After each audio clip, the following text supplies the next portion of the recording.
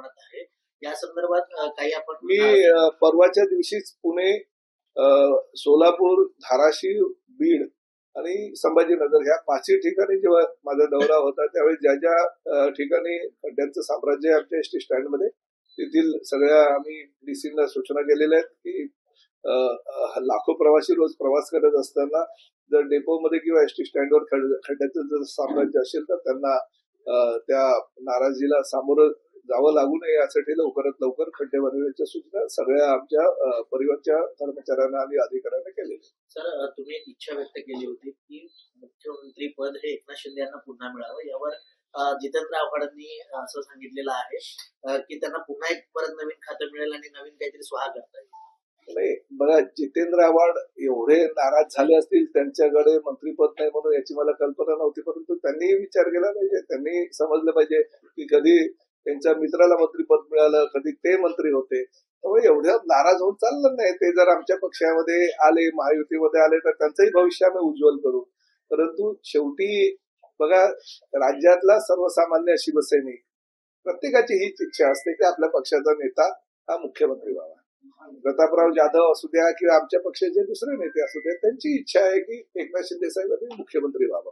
परंतु शेवटी मुख्यमंत्री होत असताना किंवा मुख्यमंत्री पदाची खुर्ची देत असताना महायुती सरकारमध्ये काही निकष आहेत की ज्याचे संख्याबळ जास्त असेल त्याला मुख्यमंत्री देण्याची भूमिका आहे आणि तीच भूमिका पुढेही कायम राहील. आता जरा पुढल्या विधानसभेच्या, लोकसभेच्या निवडणुकांमध्ये आम्हाला जास्त यश प्राप्त झालं, आमचं संख्याबळ वाढलं, आमचे आमदार वाढले, निश्चितपणे आमचा मुख्यमंत्री पदावर दावा राहील. परंतु मुख्यमंत्री पद देत असताना आमदारांची संख्या किंवा संख्याबळ हे फार महत्वाचं असतं. कंत्राटदार उद्या आंदोलन करणार आहेत. राज्य सरकारकडून त्यांचे पैसे काही लाखांमध्ये पैसे मिळाले नाहीत म्हणून आता 2 दिवस ते आंदोलन करतात.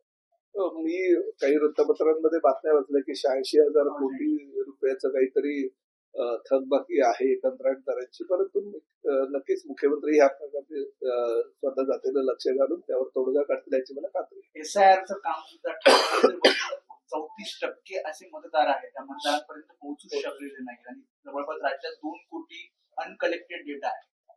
तो जवळजवळ आज 17 तारीख एसआयआरची शेवटची तारीख आहे.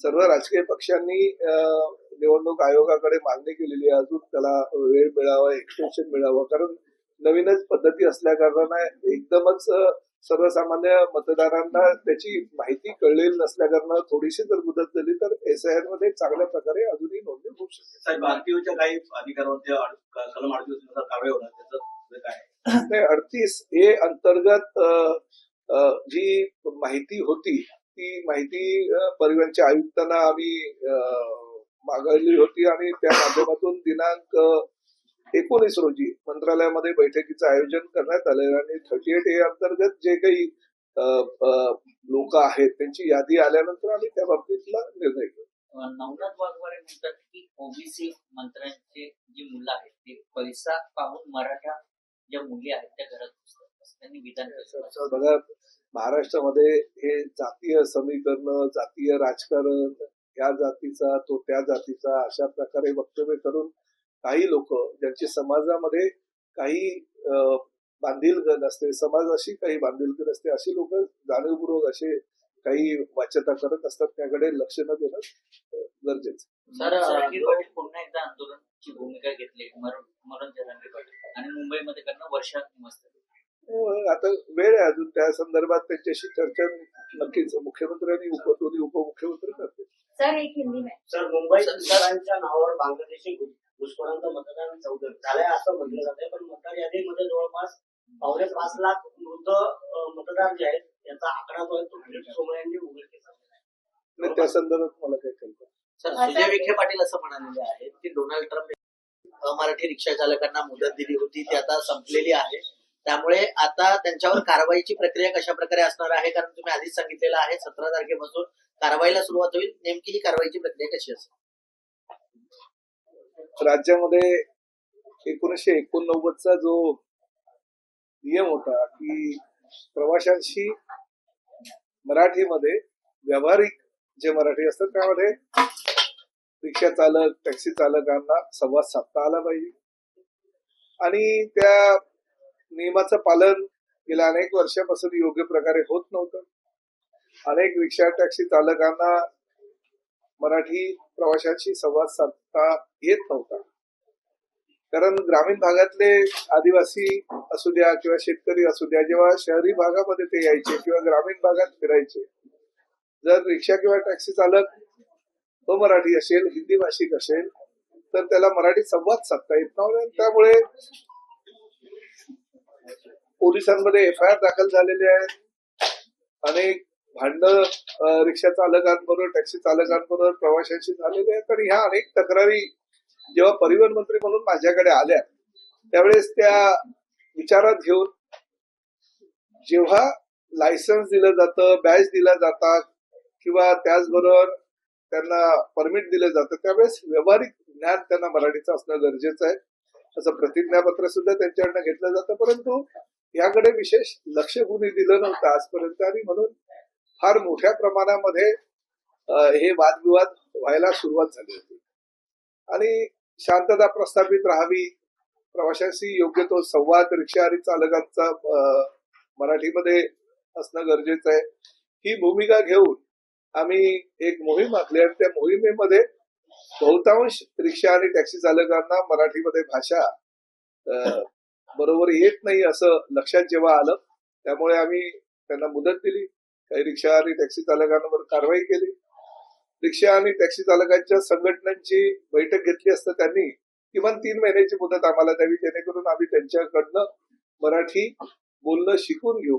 मी कोकण साहित्य परिषद आणि त्याचबरोबर मुंबई मराठी साहित्य संघ हे जे साहित्यिक मंडळी त्यांच्यावर बैठक घेतल्यानंतर असं लक्षात आलं की व्यावहारिक ज्ञान गरजेचं असताना फक्त 16 ते 17 वाक्य जर त्या रिक्षा चालकांनी मराठीमध्ये संवाद साधला प्रवाशांशी, तर ते वादविवाद होणार नाहीत. आणि त्यामुळे ह्या सगळ्या साहित्यिकांनी रस दाखवला. राज्यातील 36 जिल्ह्यांमध्ये सगळे 1600 जे साहित्यिक आहेत ते शिक्षक बनले आणि सगळीकडे फिरायला लागले. आणि प्रामुख्यानं मुंबई ठाण्यामध्ये म्हणजे MMR क्षेत्रामध्ये फार मोठ्या प्रमाणात हिंदी भाषिक जे चालक मालक होते त्यांच्याशी संवाद साधला. अमराठी रिक्षा आणि टॅक्सी चालकांना मराठी भाषेविषयी जेवढं काही ज्ञान देतील ते ज्ञान दिलं. जवळजवळ 1,65,000 रिक्षा आणि टॅक्सी चालकांनी आमच्याकडे नोंदणी केली. त्यापैकी जवळजवळ 1,40,000 यांनी ते प्रशिक्षण पूर्ण केलं आणि त्यांना मराठी भाषेचं ज्ञान सुद्धा अवगत झालं. कोकण मराठी साहित्य परिषद आणि मुंबई मराठी साहित्य संघाच्या वतीनं त्यांना प्रमाणपत्र सुद्धा आज उद्याला देण्यात येणार. परंतु जे शिकले नाही, जे मगरूर आहेत, ज्यांना महाराष्ट्रात राहून मराठी भाषेबद्दल अभिमान नाही, महाराष्ट्राबद्दल अभिमान नाही, काही व्हिडिओ असे त्यांनी जाणीवपूर्वक व्हायरल केले, परिवहन मंत्र्यांच्या नावानं व्हायरल केले, जाओ तुमको जो करना है वो करो, हम महाराष्ट्र में काम भी करेंगे, धंधा भी करेंगे, पैसा भी कमाएंगे, मगर मराठी सीखेंगे. अशा बुजर रिक्षा टॅक्सी चालकांना कायद्याच्या कक्षेमध्ये आणून आम्ही कुठल्याही परिस्थितीत त्यांच्यावर जी आहे ती कारवाई आता करणार आहोत.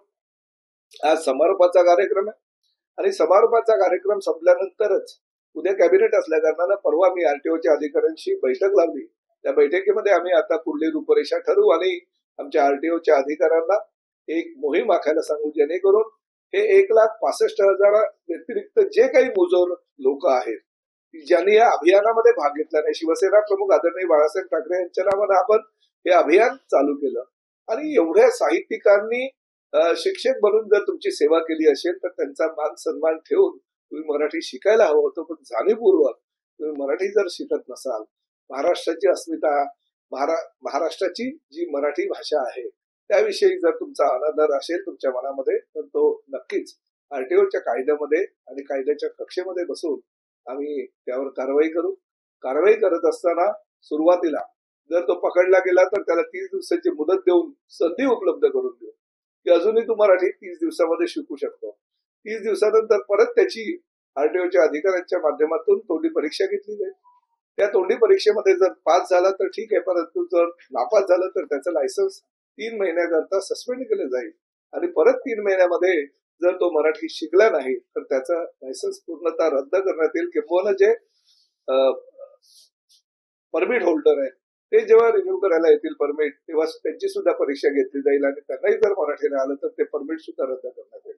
खरं तर महायुती सरकारचा हा निर्णय राज्यामध्ये जास्तीत जास्त मोठ्या प्रमाणात उद्योगधंदे यायला हवे, राज्यामध्ये जास्तीत जास्त मोठ्या प्रमाणात रोजगार निर्मिती व्हावी, यासाठी आम्ही प्रयत्न करत असताना कायद्याच्या कक्षेमध्ये बसून महाराष्ट्राची अस्मिता, महाराष्ट्राची परंपरा आणि मराठी भाषा ही जर शिवसेना प्रमुख आदरणीय बाळासाहेब ठाकरे यांच्या माध्यमातून आम्ही सर्वदूर पोहोचवण्याचा प्रयत्न करत असू आणि त्याला जर आम्हाला कोणीही पाठिंबा देत नसेल तर निश्चितपणे त्यांच्यावर कारवाई अटळ आहे. अभ्यासक्रमाची सांगता घडलेला आहे. कसं पाहता या वक्तव्याकडे? आपला आणि डोनाल्ड ट्रम्पचं काय संबंध आहे? सर, दी हुई समय सीमा समाप्त हो चुकी राहणार का? कारण विविध ठिकाणी केंद्र आहेत जिथे क्लासेस आहेत. नाही बघा, शिंदे साहेबांनी तर मला स्पष्ट सूचना दिलेल्या आहे की आपल्यालाही कोणाचा रोजगार बुडवायचा नाही, कोणाच्या रोजगारावर गदा आणायची नाही. कुणी जर पोटा पाण्यासाठी देशातील विविध राज्यातून आलेली लोक जर या ठिकाणी आपला उदरनिर्वाह करत असतील आणि उदरनिर्वाहाच्या माध्यमातून जर त्याला मराठी भाषेचं ज्ञान नसेल तर त्यांना ते देणं आपलं कर्तव्य आहे. कारण महाराष्ट्र हा कुणाच्याही रोजीरोटीवर पाय देणारा प्रदेश नाहीये. त्यामुळे तुम्ही मराठी भाषा शिका, परंतु तुम्हाला अजूनही शिकायची असेल तर ते क्लासेस जर शिंदे साहेबांनी सांगितलं परत चालू ठेवायचं आणि कोकण मराठी साहित्य परिषद जर ते चालू ठेवायला तयार असेल तर निश्चितपणे आरटीओ विभागाची तयारी आम्ही त्यांना संधी उपलब्ध करू देऊ. परंतु आरटीओ अधिकारी किंवा आरटीओ खात्याची लोक जेव्हा तुमच्याकडे येतील आणि तुम्ही मराठीचं ज्ञान आहे ते आम्ही कुठल्याही परिस्थितीमध्ये शिकणार नाही असं जर सांगितलं तेव्हा मात्र आम्हाला कायद्याच्या कक्षेमध्ये राहून कारवाई ही तुमच्यावर करावीच लागेल. पण यामध्ये 7,750 जे आहेत मोटर टॅक्सी देण्याची परीक्षा त्यामध्ये नापास झाले तर त्यांचं पुढचं कसं? नाही बघा, एक गोष्ट मी सांगतो, तुम्ही निदान ह्या अभियानामध्ये भाग घेतला, ज्या लोकांनी भाग घेतला त्यांना निश्चितपणे संधी दिली जाईल. परंतु भाग घेतला नाही आणि व्हिडिओ टाकायचे या तुमको जो करना है वो करो, हम नहीं मराठी सीखेंगे, अशा मुजोर लोकांना मात्र कुठल्याही परिस्थितीमध्ये कायद्याच्या कक्षेमध्ये आणून आम्हाला कारवाई त्यांच्यावर करावी लागेल. जसं तुम्ही म्हटलं की काही जण व्हिडिओ व्हायरल करतात, त्याच व्हिडिओमध्ये काही जण असे देखील म्हटलं जाते की आम्हाला मुदतवाढ अजून हवी आहे शिकण्यासाठी. नाही बघा, तुम्ही मला जेव्हा एकनाथ शिंदे साहेबांनी सांगितलं की आपल्याला कुणाची रोजीरोटी संपवायची नाहीये, प्रत्येकाला रोजीरोटी देणं हे आपलं राज्याचं कर्तव्य आहे, महायुती सरकारचं काम आहे, त्यावेळेस मी कायदाच असा बनवला, म्हणजे 12 ऑगस्ट 2026चा कायदाच असा आहे की जर तुम्ही पकडला गेला आणि तुम्हाला मराठी येत नसेल, मराठीचं ज्ञान नसेल तर तुम्हाला 1 महिन्याची नोटीस देण्यात येईल. ती नोटीस आहे, तुमचं लायसन्स त्यावेळेस आम्ही रद्द करणार नाही. त्यावेळी जर तुम्ही शिकलात तर काय प्रश्नच येणार नाही. परत 3 महिने तुम्हाला लायसन्स तुमचं सस्पेंड केलं जाईल. जर 3 महिन्यामध्ये परत तुम्ही शिकू नाही शकलात तर मात्र तुमचं लायसन्स रद्द करण्यात येईल. त्यामुळे ही तजवीजच आम्ही कायद्याच्या कक्षेमध्ये राहून केली आहे. म्हणजे पकडला गेलात तरी लागेच ताबडतोब तुमचं लायसन्स रद्द होईल किंवा परमिट रद्द होईल असं नाही. तुम्हाला ती परवानगी देण्यात येईल, तुम्हाला शिकता येईल, परंतु तरी सुद्धा तुम्ही जर मुजोरी केली तर मग कायद्याच्या कक्षेमध्ये राहून कारवाई करा. प्रवाशांना सुद्धा आव्हान करणार का? कारण 100% अनेक रिक्षा आणि टॅक्सी चालकांनी आम्हाला तर उलट हे सांगितलं की साहेब एवढी वर्ष झाली, आम्ही 25-25 वर्ष 30-30 वर्ष या ठिकाणी काम करतोय. प्रवासी जेव्हा आमच्याबरोबर बोलतात तेव्हा हिंदीतच बोलतात. त्यांची मानसिकता अशी असते की समोरचा जो ड्रायव्हर आहे, रिक्षावाला आहे, टॅक्सीवाला आहे, तो हिंदीच असेल आणि तेच आमच्याबरोबर हिंदीमध्ये बोलतात. प्रवासी जर आमच्याबरोबर मराठीमध्ये बोलले तर उलट आम्हाला म्हणजे ह्या शिक्षकांची किंवा मुंबई मराठी साहित्य संघ किंवा कोकण मराठी साहित्य परिषदेच्या ह्या लोकांची गरजच लागणार नाही. आम्ही रोजच्या रोज दिवसातनं त्या प्रवाशांशी मराठीत बोलून आमचं मराठी चांगलं करू, किंबहुना एवढं मराठी आम्ही करू की आम्ही पूर्ण आमची भाषाच मराठीसारखी होईल असं त्यांचं मत आहे. त्यामुळे आपल्या माध्यमातून मी सगळ्या राज्यातील नागरिकांना किंवा प्रवाशांना सुद्धा आवाहन करतो की आता आमची जबाबदारी आम्ही करतोय, परंतु प्रवासी म्हणून तुमची जबाबदारी आहे की रिक्षा चालकांबरोबर किंवा टॅक्सी चालकांबरोबर भले तो हिंदी भाषिक असू द्या नाही तर मराठी भाषिक असू द्या, तुम्ही मराठीमध्ये संवाद साधला पाहिजे, तरच मराठी भाषा आपण पुढे घेऊन जाऊ शकतो. आपण जर बघितलं नाशिकमध्ये मोठ्या प्रमाणात खड्डे आहे आणि आज ठाकरे गटाचे नेते संजय राऊत हे देखील त्या ठिकाणी आंदोलन करत आहेत, मोर्चा काढत आहेत. अनेक बस ज्या आहेत त्यांची दुरावस्था त्या खड्ड्यामुळे झालेत, अनेक नाहक त्रास होत. नाही, नाशिकमध्येच नाही, आता पावसाळ्याच्या दरम्यान पूर्ण राज्यामध्ये अनेक ठिकाणी खड्ड्यांचं सगळीकडे फार मोठ्या प्रमाणामध्ये साम्राज्य आहे आणि त्यामुळे सगळीकडचे खड्डे लवकरात लवकर बुजवलं पाहिजे. खड्ड्यावरून जास्त राजकारण न करता आपण कसं काही गणेशोत्सवाच्या तोंडावर सगळे खड्डे बुजवून लोकांमध्ये एक नाराजीचं जे वातावरण आहे ते दूर करायचा कसा प्रयत्न करता येईल ते सगळं करणं गरजेचं आहे. प्रत्येक संजय राऊतांना म्हणजे काय दुसरी मुंबईमध्ये किंवा दिल्लीमध्ये काही कामं नाहीत की काय ते खड्डे बुजवायला नाशिकला गेलेत. मला असं वाटतं की त्यांनी बाकीचं राजकारण करायला पाहिजे. खड्डे बुजवायला कधीपासून संजय राऊतांनी सुरुवात केली हेच मला कळलं नाही. लोकशाही मराठी ऐका, पहा, जागरूक रहा.